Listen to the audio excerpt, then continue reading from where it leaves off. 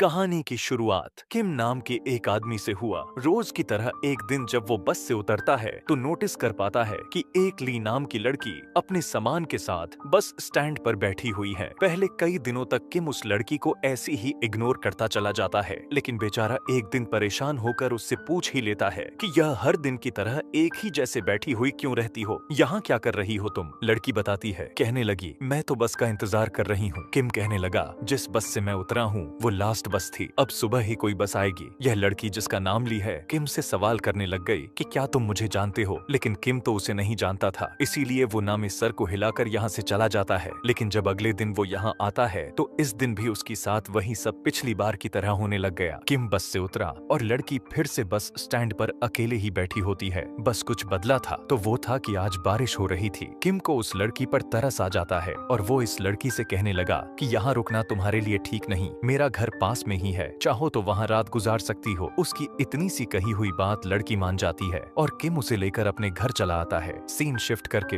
हमें एक नर्स को दिखाया जाता है जो रात के टाइम में आईसीयू में ड्यूटी दे रही थी। उसी रात एक अजीब सा आदमी आईसीयू में आने की कोशिश करता है। नर्स ने जब उसे अंदर जाने से मना किया तो उसने बताया कि वो दरअसल मुर्दा घर जाने की कोशिश कर रहा है, यानी उस जगह जाना चाहता है जहाँ पर हॉस्पिटल वाले मरने के बाद लाशों को फ्रिज करके रखते हैं। अभी उस आदमी की बातों का जवाब नर्स दे पाती, उससे पहले ही एक पेशेंट की तबीयत बिगड़ जाती है और सिचुएशन को हैंडल करके जब वो वापस आती है तो देखती है कि वो आदमी जो मुर्दा घर जाना चाहता था अब वो वहाँ से जा चुका था। जिसके बाद दूसरे सीन में हम एक लाइट शॉप को देख पाते हैं जिसका ऑनर जंग नाम का आदमी है। जंग से एक कंफ्यूज सा आदमी लाइट लेने के लिए आता है। जंग उसे लाइट तो दे देता है, लेकिन अजीब चीज तो यह लगा कि जंग उसके कुछ भी बताए बगैर उस आदमी की सारी इंफॉर्मेशन अपने डायरी में लिख लेता है। और तभी उसी शॉप में वही हॉस्पिटल वाला आदमी आ जाता है। जंग उससे पूछने लग गया कि मैं आपकी क्या मदद कर सकता हूँ, पर वो आदमी बिना कुछ बोले बगैर कंफ्यूजन में वहाँ से चला जाता है। अब सीन कट होकर हमें एक स्कूल का सीन दिखाया जाता है जहाँ पर ग्राउंड में एक लड़की एक क्लास पर नजर रखी हुई है। देखने को मिला कि वहाँ पर एक हाईजू नाम की एक लड़की बैठी हुई है। हाईजू भी उसे नोटिस कर लेती है और ऊपर से ही हाय करने लग गई। एक अजीब चीज हम यहाँ पर नोटिस कर पाते हैं कि हाईजू को और एक दूसरी लड़की को यहाँ के सभी बच्चे इस तरह से इग्नोर कर रहे थे जैसे वो उन्हें देख ही नहीं पा रहे हों। हमें दोबारा से लाइट शॉप का सीन दिखाया जाता है जहाँ जंग के पास एक आदमी आता है। इस आदमी के आते ही जंग का चश्मा बर्फ में बदलने लग गया था। वो आदमी जंग से पूछने लग गया कि क्या तुमने एक डॉग देखा है, असल में एक डॉग मुझे बहुत परेशान करता है और मेरे घर के आगे आकर बहुत ही ज्यादा भौंकता रहता है। जंग उसे मना कर देता है कि मैंने अभी तक उस डॉग को नहीं देखा, और यह कहते हुए उसने अपने बर्फ में बदल रही चश्मे को उतार दिया था और उसके चश्मा उतारते ही वो आदमी भी वहाँ से चला जाता है। यहाँ हमें हाईजू के स्कूल को दिखाया जाता है। हाईजू के सारे दोस्त बातें कर रही थीं कि स्कूल में बहुत सारी लड़कियों ने कुछ सोल्स को देखा है। हाईजू भी अब यहाँ पर इन लड़कियों से बात करने की कोशिश कर रही थी, लेकिन बहुत ही अजीब तरीके से वो लड़कियां उसे इग्नोर कर रही थीं। उसकी किसी भी बातों का जवाब नहीं दे रही थीं, यहाँ तक कि उसके बुलाने पर भी उसकी तरफ देख भी नहीं रही थीं। इतने में इधर लाइट शॉप के अंदर एक नई औरत आ जाती है जिसका नाम हमें हाईवोन पता चलता है। वो खामोशी से इस पूरे शॉप को देखने लग चुकी थी और फिर जैसे ही वो एक लाइट को हाथ लगाने वाली थी तो जंग उसे अजीब तरीके से मना करता है और कहने लगा कि तुम्हें ऐसा नहीं करना चाहिए। जंग का जवाब इस तरह से थे कि जैसे उस लाइट को टच करने पर वो औरत किसी को मारने की कोशिश करना चाह रही हो। खैर हाईवोन भी यहाँ से चली जाती है और हम इसी रोड पर हाईजू को देखते हैं। बारिश भी लगातार होती जा रही थी। दरअसल हाईजू स्कूल से घर वापस जा रही थी। रास्ते में चलते टाइम उसे डर लगने लगा तो वो जंग के लाइट शॉप के अंदर आ जाती है और यहाँ हमें पता चलता है कि जंग हाईजू को काफी अच्छे से जानता था और वो उसके आने पर काफी खुश भी हुआ था। जंग उसके यहाँ आने पर उसे एक कैंडी देता है और ये दोनों बातें करना शुरू कर देते हैं। हाईजू बताने लग गई कि वो बहुत ज्यादा डरी हुई है क्योंकि उसने सुना है कि आसपास बहुत सारे भूत रहते हैं। जंग उसे जवाब में कहता है कि यह तो इतनी भी डरने वाली बात ही नहीं है। अब जंग उससे एक अजीब सा सवाल पूछता है कि यहाँ तुम अपनी मॉम के साथ में रहती हो। हाईजू जब हाँ में जवाब देती है तब जंग उसे एक चौंका देने वाली बात यह बताता है कि तुम्हें गॉड की तरफ से एक गिफ्ट मिला है और वो है कि तुम भी सोल, स्पिरिट्स और घोस्ट को देख सकती हो। यह सुनते ही हाईजू एक्साइटेड होकर पूछने लग गई कि अगर मुझे कभी सोल स्पिरिट दिख भी गई तो मैं किस तरह पहचानूंगी। जंग कहता है कि तुम्हें गौर से देखना होगा, उन लोगों को उनके अंदर कुछ न कुछ एबनॉर्मल होगा। हाईजू सोच में पड़ जाती है और वहीं हमें जंग का रिफ्लेक्शन नीचे मिरर में दिखाया जाता है, जो कि वो बिल्कुल बूढ़ा दिख रहा था, यानी जंग खुद भी एक भूत ही था। सीन कट हुआ और हम दूसरी तरफ दोबारा किम को देखते हैं। किम अपने घर जाने के बाद नोटिस करता है कि ली नाम की लड़की जो उसे बस स्टैंड पर मिली थी, अब उसकी नाखून उल्टी तरफ लगे हुए थे और इस चीज को देखकर वो बहुत ही ज्यादा डर जाता है। लेकिन उसी टाइम ली अचानक से उसके ऊपर हमला कर देती है। ली ने उसके साथ आखिर क्या किया यह तो नहीं दिखाया गया, लेकिन उसके बाद ली अपना सूटकेस लिए किम के घर से बाहर निकल रही थी और अब उसके सूटकेस से खून टपकने लग चुका था। हाईजू जो अब घर के लिए निकल चुकी थी, वो भी अब ली को देख लेती है और ली को देखकर हाय बोलती है और हैरान होकर ली पीछे मुड़कर उसे देखने लग गई। ली खुद हैरान थी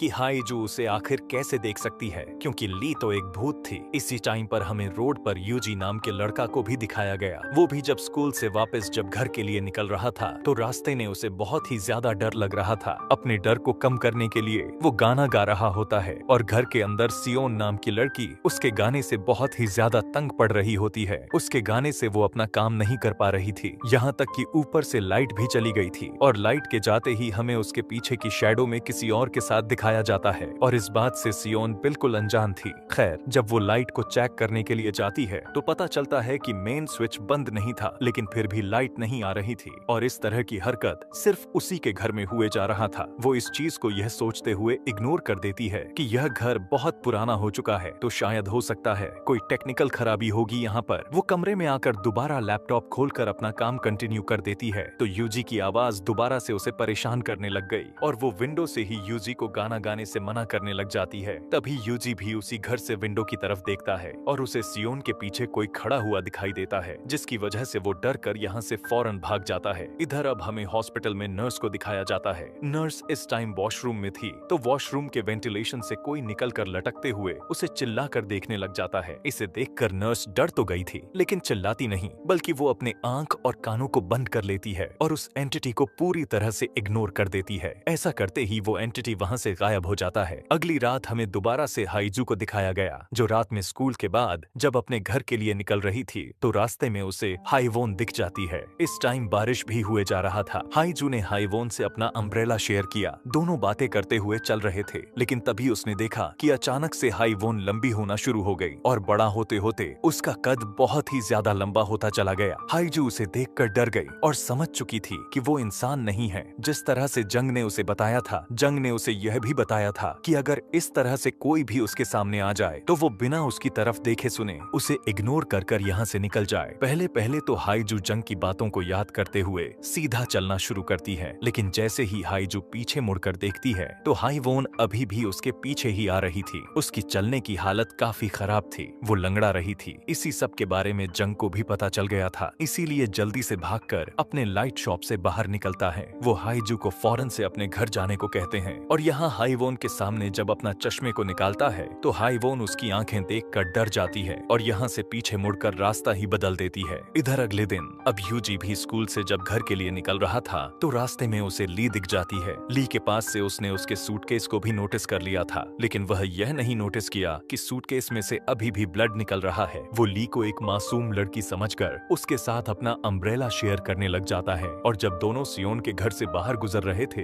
तो यूजी ली को बताया कि इस घर के सामने से गुजरने पर मुझे बहुत ही डर लगता है, क्योंकि एक बार इस घर के अंदर मैंने इस घर के ओनर के पीछे खड़े हुए किसी एंटिटी को देखा हुआ था। ठीक उसी टाइम पर हम देखते हैं कि सियोन को भी अपने घर के पीछे किसी का शैडो नजर आ जाता है और वो भी अब समझ चुकी थी कि उसके घर में उसके साथ कोई और भी एंटिटी रह रही है। बाहर हम दोबारा से यूजी और ली को देखते हैं। बातें करते हुए यूजी ली के हाथों को देख लेता है और नोटिस कर पाता है कि ली के नाखून पीछे की साइड यानी उल्टी साइड पर लगा हुआ है और यह देखने के बाद उसे भी समझ आ चुका था कि ली भी इंसान नहीं थी और खौफ के मारे उसकी तो जान ही निकल जाती है। डरते हुए वो नीचे भी गिर जाता है और उसके पैर भी टेढ़े हो जाते हैं। वो जोर जोर से कांपने लग चुका था और ली उससे पूछने लग गई कि क्या तुम ठीक हो? यूजी उसकी किसी भी बातों का का जवाब नहीं देता और लंगड़ाते हुए यहाँ से चला जाता है। जिसके बाद ली उस लाइट शॉप के अंदर आ जाती है। जंग जब ली को देखकर पूछने लग गया कि तुम्हें क्या चाहिए, मैं तुम्हारी कैसी मदद कर सकता हूँ, कि तभी इस टाइम ली एक बल्ब को गौर से देखने लग गई और जंग को देखकर कहने लग गई कि मैं जानती हूँ कि मुझे क्यों चाहिए। वो वापस आने के लिए मुड़ जाती है कि तभी यहाँ पर डिटेक्टिव आ जाते हैं। यहाँ डिटेक्टिव किसी शख्स को ढूंढते हुए आए थे और वो जंग से उस आदमी के बारे में पूछ रहे थे। गुजरते टाइम वो ये नोटिस कर पाते हैं कि ली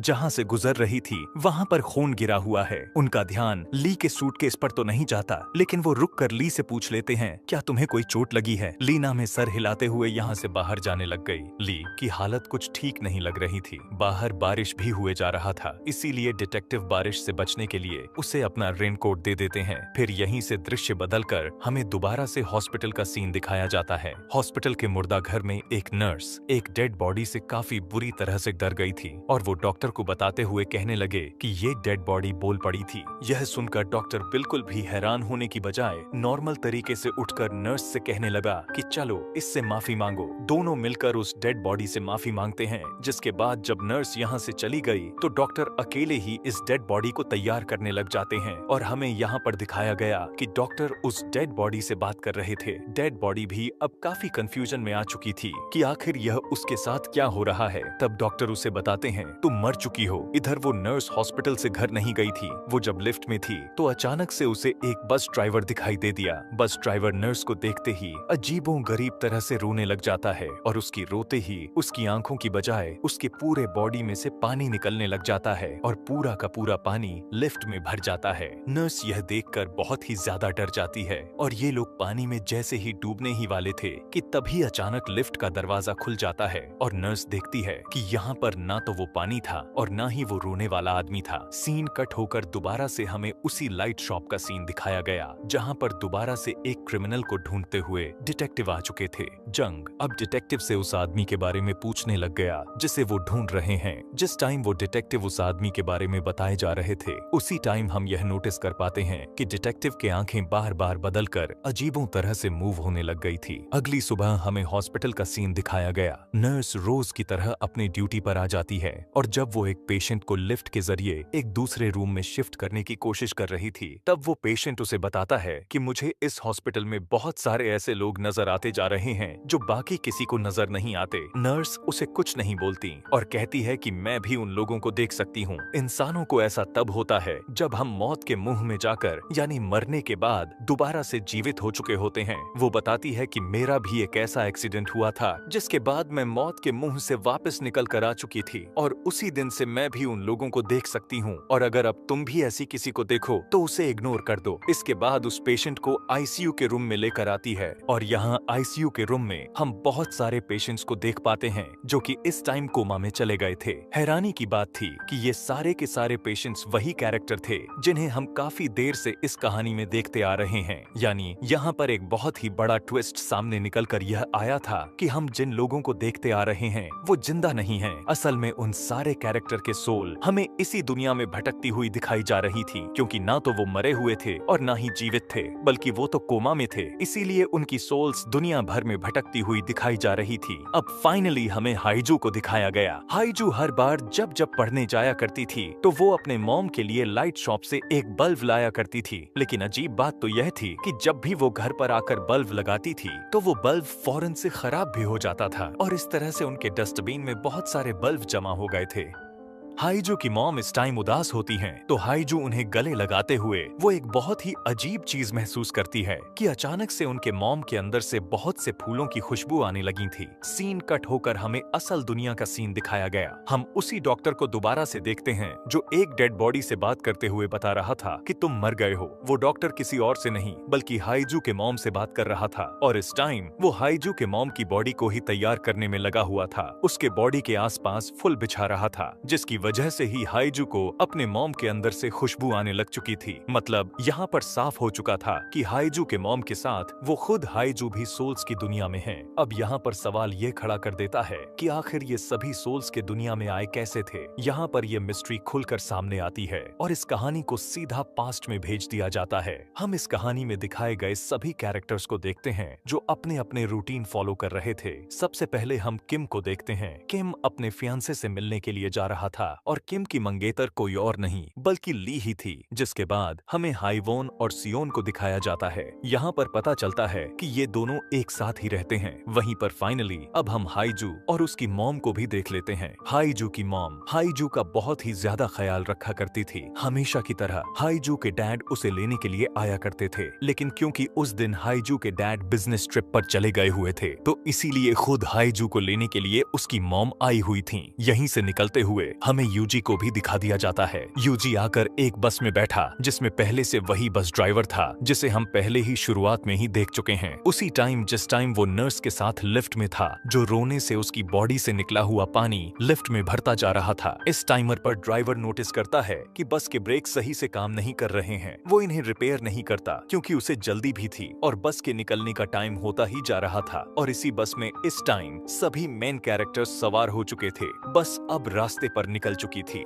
बारिश भी लगातार हुए जा रहा था कि तभी अचानक बस का बैलेंस बिगड़ता है, टायर पंक्चर हो जाता है, इवन ब्रेक भी काम नहीं करती और बस सीधा ब्रिज को तोड़ते हुए पानी में गिर जाती है। ली इस टाइम जो अगले टर्मिनल पर बस का इंतजार किए जा रही थी ताकि उस बस के अंदर से किम निकलकर उसके पास आए, वो इस एक्सीडेंट को देखकर पूरी तरह से टूट जाती है। यहाँ पर अब सबकी जिंदगियां दांव पर लग चुकी थी। इमरजेंसी में सभी को हॉस्पिटल लेकर आया गया और सभी की हालत बहुत ही ज्यादा खराब हो चुकी थी। हमें पता चलता है कि हॉस्पिटल तक आते आते हाईजू और उसकी मॉम दोनों की मौत हो चुकी थी। हादसा इतना खराब हो चुका था कि बाकी लोग भी बिल्कुल भी ठीक नहीं दिख रहे थे। वे सभी अब कोमा में जा चुके थे। किम के मॉम डैड इस टाइम बहुत ही ज्यादा परेशान हो चुके थे। ली किम के मॉम को मैसेज करती है किम की हालत पूछने के लिए, तो गुस्से में आकर किम की मॉम उससे यह कह देती है किम मर गया, क्योंकि वो नहीं चाहती थी कि ली किम के साथ रहे, क्योंकि ली ना तो सुन सकती थी और ना ही बोल सकती थी और उसके दुनिया में किम के अलावा कोई था भी नहीं। किम की मौत की खबर सुनकर वो इतना ज्यादा टूट जाती है कि वो अपनी ही जान ले लेती है। यानी यहाँ हमें पता चलता है कि सोल्स की दुनिया में 3 लोग मर चुके थे और बाकी के सभी जिंदगी और मौत के बीच फेस कर रहे थे। ली ने सुसाइड की हुई थी और उसकी सुसाइड इतनी दर्दनाक थी कि उसके हाथ के सभी नेल्स टूट चुके थे और वजह भी यही थी, सोल्स के दुनिया में उसके नेल्स उल्टे लगे हुए थे। यहीं से सीन कट होकर दोबारा प्रेजेंट में आ जाता है और हमें वही सोल्स वाली दुनिया दिखाई जाती है। हम ली को इसी बस स्टैंड पर वेट करता हुआ देख पाते हैं जैसे वो अपने मरने से पहले कर रही थी। बस में से किम निकल कर आता है। असल में वो किम नहीं है, किम की सोल है, जबकि किम यह तक भूल चुका है कि ली उसकी मंगेतर हुआ करती थी। हर रोज की तरह वो ली को देखता है, यह सोचता है कि ली उसे इतनी गौर से क्यों देख रही है और यहाँ से चला जाता है। हमेशा थोड़ी ही दूर जाने पर हर बार की तरह किम गिर जाया करता था, क्योंकि असली दुनिया में उसकी दोनों टांगे टूट चुकी थी। इसीलिए वो इस सोल वाली दुनिया में भी सही से चल भी नहीं पा रहा था। इस सोल के दुनिया में किम के बार बार बस से निकलना, थोड़ा सा दूर जाकर गिर जाना और ली का फिर उसे संभालना, यह सब के सब एक लूप में चलता जा रहा था। हमेशा की तरह ली उसे संभाल कर अपने घर लेकर जाया करती थी और रोज उसकी टांगे सिल दिया करती थी ताकि वो इस सोल वाली दुनिया में भी चल सके और असली दुनिया में भी जल्द ही ठीक हो जाए। यानी यहाँ पर ली को, जहाँ हम इस पूरे कहानी में एक किलर समझते आ रहे थे, असल में वही किम की सबसे अच्छी अभिभावक यानी अच्छी हमदर्द थी। सीन शिफ्ट करके हमें अब सियोन को दिखाया गया जो अब अपने अंधेरे घर में थी। काफी देर लाइट नहीं आती तो वो पूरी तरह पागल सी होने लग जाती है और जैसे ही नीचे गिरती है तो उसे अपने एक्सीडेंट के बारे में सब कुछ याद आ जाता है। उसे याद आता है कि उसे बचाने के लिए उसकी दोस्त हाईवोन ने उसे पीछे से पकड़ लिया था। यह जानकर वो फूट फूट कर रोने लग जाती है और हाईवोन उसे दिलासा देने लग गई थी। यहाँ पर डिटेक्टिव भी सिगरेट ऑन करने के लिए अपना लाइटर जलाता है और जैसे ही रोशनी के थ्रू उसे अपना शैडो नजर आता है तो वो देखता है कि उसका आधा सर गायब हो चुका था। वो डर कर लाइट शॉप के अंदर चला जाता है और वो जंग से इन सारे हो रहे कांड के बारे में पूछने लग गया कि ऐसे अजीब अजीब तरह के बर्ताव उसके साथ ही क्यों हो रहा है। वो जंग से एक और भी सवाल करता है कि इस दुनिया में कभी सुबह क्यों नहीं होती, हमेशा रात ही क्यों रहती हैं। उसकी पूछे हुए बातों के जवाब में जंग कुछ भी नहीं बोलता, बल्कि वो सीधा अपने चश्मे को निकाल देता है और हम पहली दफा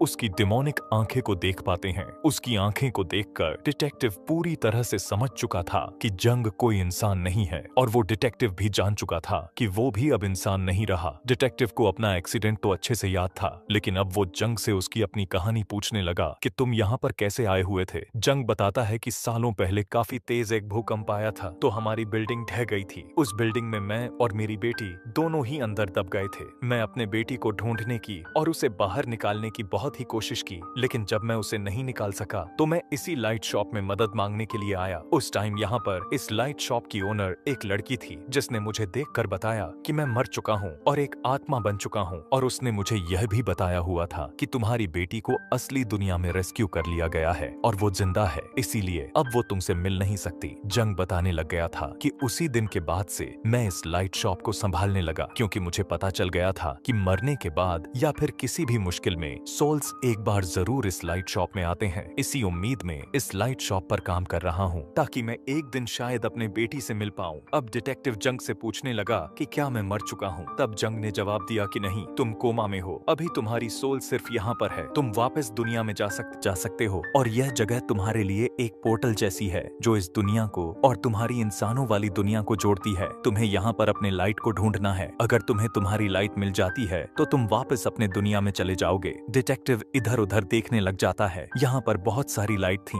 वो जंग से पूछने लग गया कि मेरी वाली लाइट कौन सी है और मुझे कैसे मिलेगी। जंग उसे बताया कि तुम्हें तुम्हारी लाइट मिल चुकी है। वो हैरान होकर अपने लाइट की तरफ देखता है जो अभी भी उसके बगैर जलाई ही जल रहा था, यानी यही उसकी लाइट थी। यहाँ उसी सोल को दुनिया में अब हम उस बस ड्राइवर को भी देखते हैं। बस ड्राइवर इस दुनिया में आए हुए अपने सभी पैसेंजर्स को लाइट शॉप तक पहुंचना चाहता है ताकि जो लोग इस दुनिया यानी कोमा में हैं, उनकी लाइफ दोबारा से नॉर्मल हो सके और वो किसी तरह अपनी गलती को सुधार सके, क्योंकि उसी के वजह से इतना बड़ा कांड हुआ था। अगर उसने ब्रेक ठीक कर ली होती तो शायद ऐसा ना हुआ होता। इस टाइम भी वो भीगा हुआ यूजी के पास आता है और उसे लाइट शॉप तक लेकर जाने लगा ताकि यूजी अपने लाइट को ढूंढकर अपने दुनिया में वापस जाए और नॉर्मल लाइफ गुजारे। वो यूजी को सारी बात बता देता है कि इस टाइम इस दुनिया में तुम असल में नहीं हो, यहाँ पर तुम्हारी सोल घूम रही है, यानी तुम एक सोल हो। वो यूजी से अपने किए की माफी भी मांगने लगा और फिर वो ड्राइवर उस लाइट शॉप के अंदर आ जाता है। लाइट शॉप के अंदर आते ही पहले ही नजर में यूजी को अपनी लाइट मिल जाती है। उसे अपने लाइट के बारे में इस तरह से पता चल पाया था कि बाकी के सारी लाइट्स में उसे अपनी लाइट छिप नहीं पा रही थी, और यह भी था कि बाकी के सारे लाइट्स धुंधली दिखाई दे रही थी और उसे अपनी लाइट की रोशनी तेज दिखाई दे रही थी। यानी जैसे ही यूजी उस लाइट को हाथ लगाता है वो लाइट और भी ज्यादा तेजी से चमकने लग जाती है और जंग उसके पास आकर कहने लगा कि उम्मीद है कि हम दोबारा से यहाँ नहीं मिलेंगे। यानी जंग उसके दुनिया में उसे भेज रहा था और अपनी तरफ से उसे गुड बाय भी कह रहा था। इधर सीन शिफ्ट होकर हमें दोबारा से ली को दिखाया जाता है। इससे पहले कि यहाँ लूप दोबारा से शुरू हो जाता, इस बार ली तेजी दिखाते हुए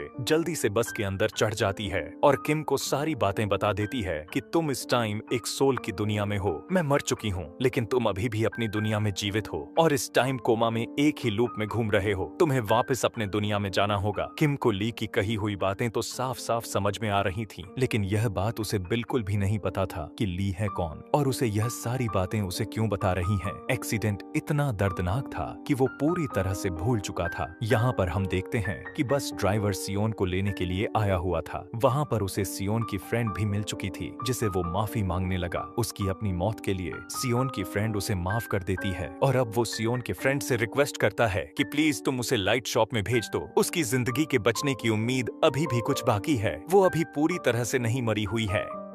अगर वो लाइट शॉप में चली गई तो वो असली दुनिया में जिंदा हो जाएगी। यह सुनकर सियोन की दोस्त उससे वादा करती है कि मैं उसे लाइट शॉप में जरूर भेज दूंगी। यहाँ पर अब हमें लाइट शॉप का सीन दिखाया जाता है, जो इस टाइम लाइट पर हाइजू की मॉम आई हुई थी, जो अब पूरी तरह से मर चुकी थी। वो लाइट शॉप में इसलिए आई हुई थी ताकि वो अपनी बेटी हाइजू की लाइट ले सकें और वो इस दुनिया यानी कोमा से निकलकर अपने असली दुनिया में आ सके। लेकिन यहाँ पर जंग उसे बताने लग गया कि तुम्हारी बेटी को अपनी लाइट लेने के लिए यहाँ खुद चलकर आना होगा। यहाँ पर हाइजू की मॉम जंग को देखकर रोने लग जाती हैं, पर एक बहुत ही बड़ा ट्विस्ट ये भी निकलकर सामने आता है कि हाइजू की मॉम असल में जंग की बेटी थी, जो उस दिन उस बिल्डिंग के गिरने से घायल हो चुकी थी और बहुत खोजने के बाद वो मिल नहीं रही थी। वो इशारा करके यह बात जंग को समझा देती हैं। जंग अपने बेटी से मिलकर बहुत ही ज्यादा खुश हो जाता है। फाइनली उसकी सालों की मेहनत रंग लेकर आई थी। उसे तो इसी दिन का इंतजार था। उसका ये इंतजार रंग लेकर आ चुका था। वो अपने बेटी को गले लगा लेता है, जबकि सीन कट होकर हमें यहाँ पर दोबारा से बस ड्राइवर को दिखाया गया। वो बस ड्राइवर हाइजू से ही मिलने के लिए आया हुआ था। वो हाइजू को सारी बात बता देता है कि किस तरह से उनका एक्सीडेंट हुआ था। वो कोमा में है और इस टाइम उसे किसी तरह करके लाइट शॉप पर जाना होगा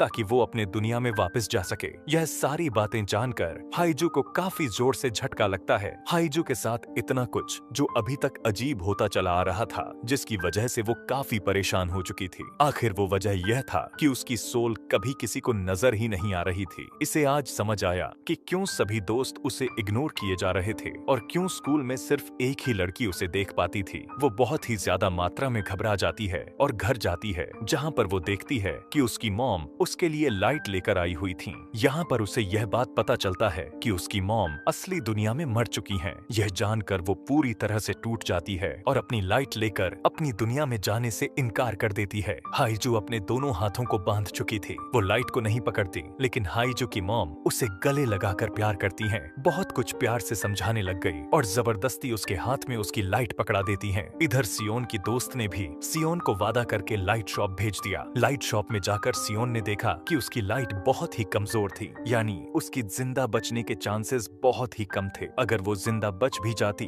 तो ज्यादा से ज्यादा मात्रा में बीमार ही पड़ी रहती और वहाँ पर दुखी भी रहती, क्योंकि उसकी दोस्त यहाँ उस दुनिया में थी। इसीलिए वो वापस अपनी दुनिया में जाने से मना कर देती है और अपने घर वापस आ जाती है और अपने दोस्त को बताने लग गई कि आज के बाद वो कभी भी यहाँ से नहीं जाने वाली। इधर हमें दिखाया जाता है कि ली भी जबरदस्ती किम को खींचते हुए लाइट शॉप तक लेकर आई हुई थी। किम अभी भी ली को पहचान नहीं पाता, लेकिन ली की बात मानते हुए लाइट शॉप के अंदर चला गया तो उसे भी अपनी लाइट मिल चुकी थी। उसके अपनी लाइट को टच करते ही यहाँ पर तेज रोशनी फैलती है और फाइनली किम अपनी असली दुनिया में चला जाता है और पीछे से ली अपने प्रेमी किम के लिए फूट फूट कर रोने लग जाती है, क्योंकि वो जानती थी आज के बाद वो कभी भी किम को नहीं देख पाएगी। सीन कट होकर अब हमें असली दुनिया का सीन दिखाया गया, जहाँ पर फाइनली यूजी को न सिर्फ होश आया हुआ था, बल्कि वो पहले की तरह नॉर्मल भी हो चुका था। और यहाँ पर उससे मिलने के लिए वही नर्स आती है जिसमें हमने इस कहानी के शुरुआत में देखा था। हाइजू भी कोमा से बाहर आ चुकी थी, लेकिन हाइजू को दूसरी दुनिया यानी कोमा के दुनिया में हुआ सब कुछ आज तक उसे याद था। इसी वजह से वो बहुत ज्यादा दुखी थी, क्योंकि आखिरी दफा वो अपने मॉम से मिलकर आई हुई थी। इस दुनिया में उसे अपनी मॉम की कमी बहुत ही ज्यादा महसूस हो रही थी। लेकिन उधर सोल्स की दुनिया में हमें दिखाया जाता है कि वो बस ड्राइवर अब सबसे माफी मांगने के बाद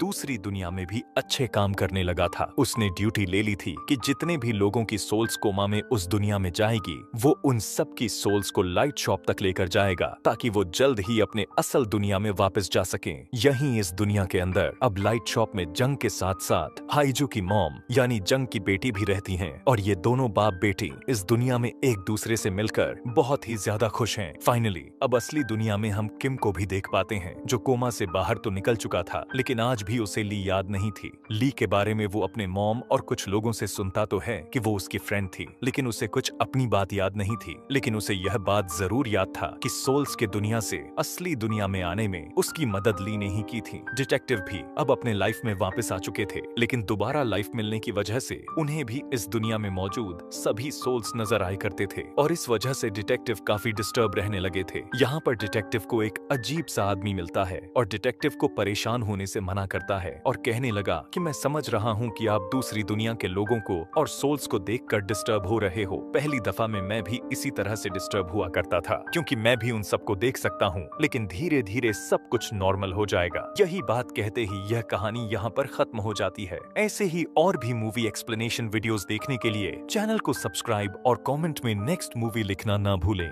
थैंक्स फॉर वॉचिंग।